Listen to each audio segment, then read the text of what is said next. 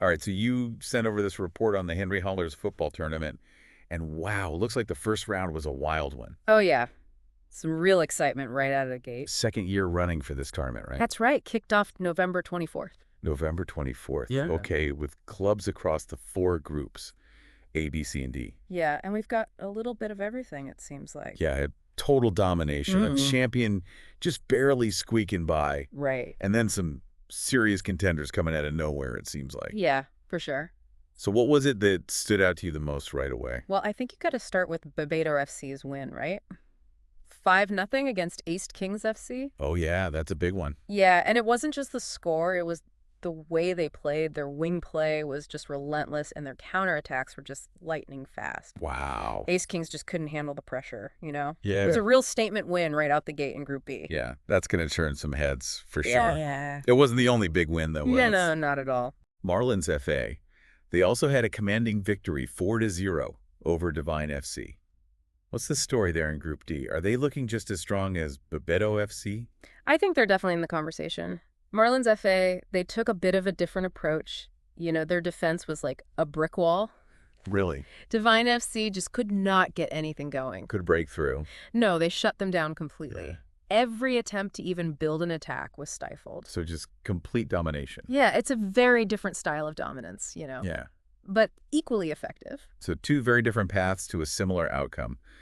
I wonder if we're going to see a clash of those styles later on in the tournament. But before we get ahead of ourselves, let's talk about the defending champs, Sabo Strikers FC. Right. They pulled off a win, but it was 1-0 against Oyo United FC, so it sounds like they struggled a little bit. Yeah, it was definitely not the walk in the park that a lot of people were expecting, and it really highlights something, you know, defending a title that's a different beast altogether. Oh, for sure. Everyone is gunning for you. Yeah. And Oyo United, they clearly came prepared. Their defensive tactics were spot on. They really clogged up that midfield, you know, denied Saba Strikers any space to operate. Wow. So how did they pull out the win then? Well, it came down to a moment of brilliance from a young player, actually 17-year-old Abdullahi Huaisu came off the bench and scored the winning goal late in the second half. Wow, 17 years old. Yeah. That's incredible. It was a clever run, a really well-placed shot. Even Oyo United, with their strong defense, couldn't stop it. He's going to remember that moment for a very long time, I bet. Oh, yeah. Scoring the winning goal in such a tight match. But, you know, it makes you think, if the champs are already being tested like this in the first round, what does that mean for the rest of the tournament? Well, I think it tells us that this is going to be a much tighter competition than a lot of people were predicting. Oh, really? Yeah, there are no easy wins here. Wow. Every team has something to prove, and we're already seeing upsets, unexpected challenges. So buckle up. I think we're in for a good one. All right, so after that roller coaster of a first round, where do things stand now? Who's currently leading the pack in each group? Okay, so let's break it down. Okay. In Group A, LILFC, they're sitting at the top 3 points plus 2 goal difference after their 3-1 win over Espring FA. Okay. In Group B, we've got Bebeto FC, of course, leading the way, 3 points there, and a very impressive +5 goal differential. Wow, they really made a statement.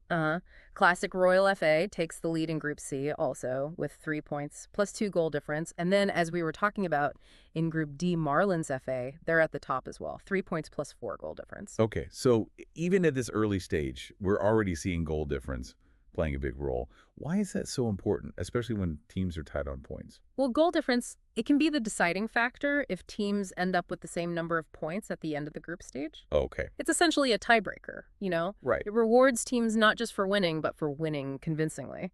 So those big wins by Bebeto FC and Marlins FA, they could be crucial later on. So every goal scored, every goal conceded, it all matters. Absolutely. Every single one could make the difference. Wow, so suddenly those close 1-0 victories, they feel even more important? Oh, for sure. And this is just the beginning. As we go on, the competition is just going to get more and more intense. That pressure to not just win, but to win big is going to be huge. Yeah, I can't wait to see how it all plays out. Me too.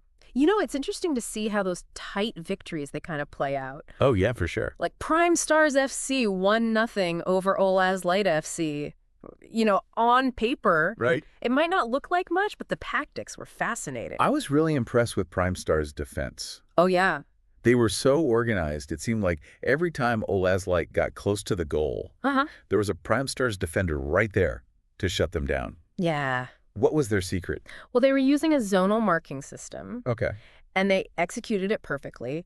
Each player knew exactly what area of the pitch they were responsible for, Wow. and they never let ElevenLabs FC get behind them. So disappointing. It was textbook. So it wasn't just individual brilliance. It was like a collective effort. Right. A tactical system that just worked to perfection. Yeah, it's a good reminder that, sometimes a solid defense can be just as exciting as a high-scoring attack. Oh, absolutely. And it really highlights how even those seemingly small details, they can have a huge impact on the outcome of a match. Yeah, for sure. Speaking of tactical masterclasses, though, PJTFA's 1-0 win against Arakatis FC, another example of a team just executing their game plan perfectly. Yeah. PJTFA, they were relentless with their pressing. They just forced Arakatis FC into mistakes and never gave them a moment to breathe. Yeah. Was that their strategy going in, or was that a response to Arakatis FC's style of play? Well, it seemed like it was the plan from the start. PJTFA clearly did their homework. Yeah. They knew that Arakatis FC liked to build their attacks from the back. Okay. So by pressing high up the pitch, Right. they disrupted their rhythm, forced them into these long balls that the PJTFA defenders could deal with pretty comfortably. So it was a tactical gamble that paid off. It did. It's a reminder that knowing your opponent and anticipating their moves can be just as important as individual skill. Oh, absolutely. But even in defeat, there are lessons to be learned. Right.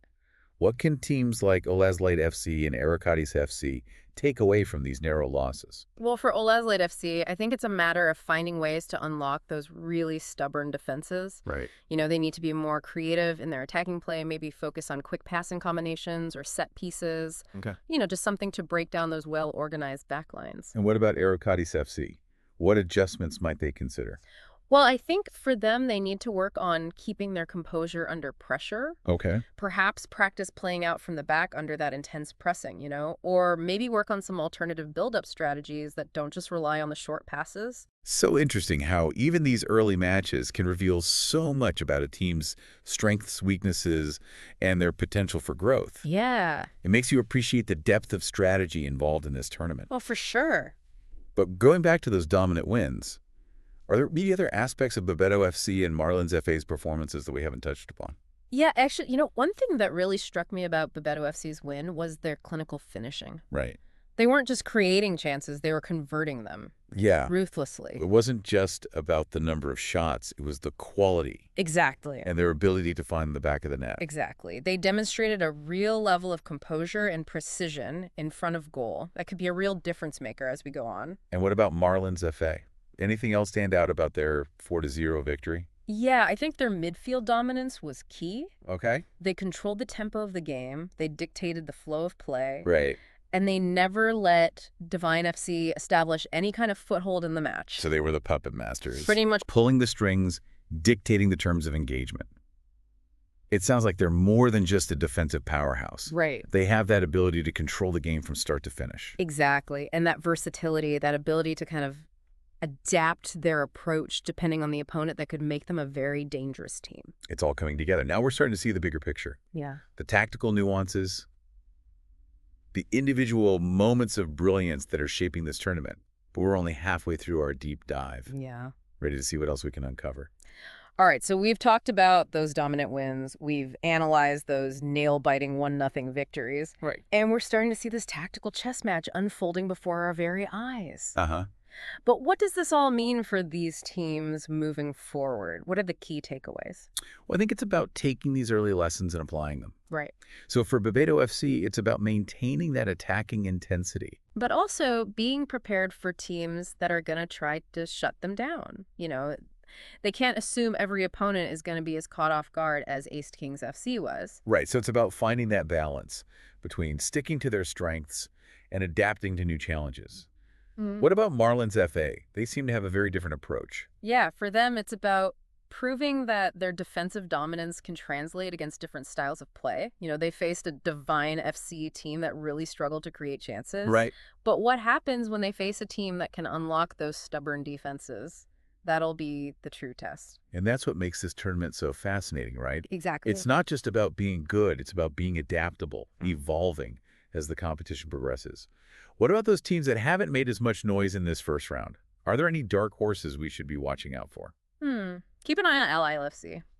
Okay. You know, their 3-1 win over Espring FA maybe wasn't as flashy as Bebeto FC's performance, but they showed a real understanding of their own strengths, you know? They were patient, they built their attacks carefully, and they capitalized on their opportunities. That sounds like a team that can surprise a few people. Yeah, for sure. Any other potential contenders flying under the radar? I'm intrigued by Jungle Boys FC. Okay. Their 2-0 win over Mavericks FC was built on just relentless attacking pressure. Wow. You know, they're a team that's not afraid to take risks, and that could pay off big time, especially against teams that sit back and defend. So it sounds like we are in for a wild ride as this tournament unfolds. Oh, yeah. So many different styles, so many tactical possibilities. What are you most looking forward to in these coming rounds? I'm really excited to see how these teams adjust their strategies based on what they've learned in this first round. Right? Will we see teams adopting new formations, changing their lineups, or taking more risks to try to secure those wins? It's like a giant game of chess with each team making these calculated moves and counter moves. Exactly, and that's what makes tournament football so compelling. Yeah. It's a constant battle of wits and skill, and the outcome is never certain. This has been an incredible deep dive into the first round of the Henry Holas Football Tournament. Before we wrap things up, is there anything else you think our listeners should keep in mind as they follow the rest of the action? Yeah, don't underestimate anyone. This tournament is wide open, Right. and we've already seen some surprises. Pay attention to the details, those tactical nuances, the individual battles, because those are the things that are ultimately going to determine the champion. Some fantastic advice. And to our listeners, if you come across any more interesting articles or data about the tournament, send them our way. We'll be here ready to dive back in and break it all down with you. Until then, enjoy the beautiful game.